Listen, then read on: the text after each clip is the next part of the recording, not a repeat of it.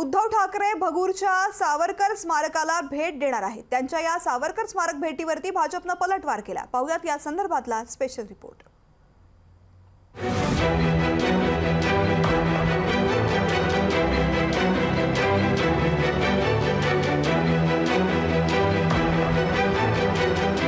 नाशिकमध्ये ठाकरे गटाचं राज्यव्यापी अधिवेशन होत आहे। या अधिवेशनाच्या काळात उद्धव ठाकरे भगूरच्या सावरकर स्मारकाला भेट देणार असल्याचं ठाकरे गटानं जाहीर केलंय। 23 तारखेला बाळासाहेब ठाकरेंची जयंती आहे। जयंती निमित्तानं संध्याकाळी उद्धव ठाकरे भगूरला जाणार असल्याचं संजय राऊत यांनी जाहीर केलंय। उद्धवजी ओझर विमानतळावर उतरून थेट भगूरला जाते। स्वातंत्र्यवीर सावरकरांच्या निवासस्थानी किंवा स्मारकाला म्हणा आपण तिथे भेट देतील। सावरकर स्मारकावर जाऊन आदरांजली अर्पण करतील। उद्धव ठाकरेंनी काळाराम मंदिरात दर्शन घेणार असल्याचं जाहीर केल्यानंतर भाजप प्रदेशाध्यक्ष चंद्रशेखर बावनकुळे आणि पंतप्रधान नरेंद्र मोदींनी तातडीनं काळाराम मंदिरात दर्शन घेतलं। मोदी नाशिकला आले, पण त्यांना सावरकरांच्या स्मारकात जाण्याची आठवण का आली नाही असा सवाल संजय राऊत यांनी विचारलाय।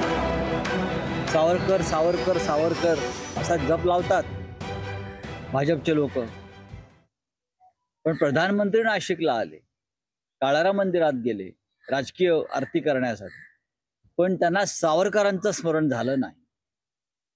सावरकरांच्या भगूरच्या स्मारकस्थळी सोडाच, पण त्यांच्या सावरकरांचा साधा नामोल्लेख सुद्धा केला नाही। ही अत्यंत दुर्दैवी घटना। ठाकरेंच्या सावरकर स्मारक भेटीवर भाजपनं पलटवार केलाय।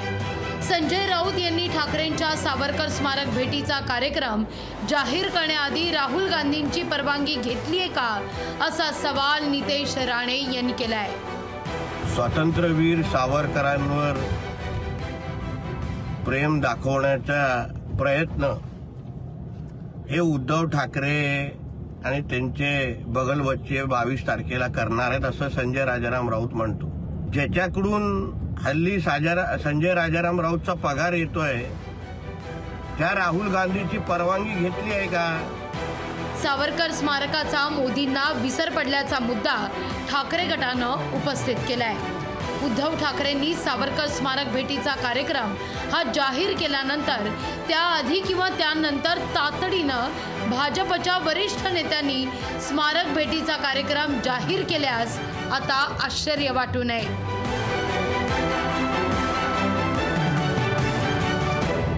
राजेश गुप्तासह चेतन ननावरे, लोकशाही मराठी, मुंबई।